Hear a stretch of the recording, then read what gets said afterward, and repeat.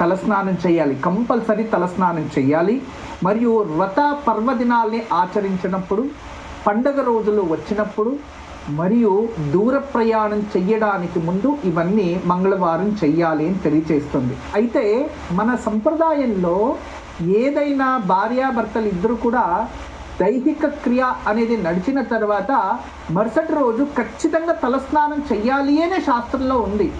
అప్పుడు దీని అంతరార్థం ఏంటి అంటే బాగా గమనించండి, గొప్పవాళ్ళు ఉత్తనే చెప్పలేదు. ఏ కారణానికి కూడా సోమవారం రోజు భార్యాభర్తల కలయిక శుభకరం కాదు అని అర్థం. దీన్ని తెలుసుకుంటే మంగళవారం రోజు తలస్నానం చేసే అవసరం రాదు కదా. అది మన పూర్వీకులు అద్భుతంగా తెలియచేశారు. దాని నుంచి ఇటువంటి సూక్ష్మ విషయాలని మనం కాస్త గ్రహిస్తే మన సంప్రదాయం వెనుకున్న ఎన్నో రహస్యాల్ని మనం అర్థం చేసుకోవచ్చు. దీన్ని గుర్తించుకోండి.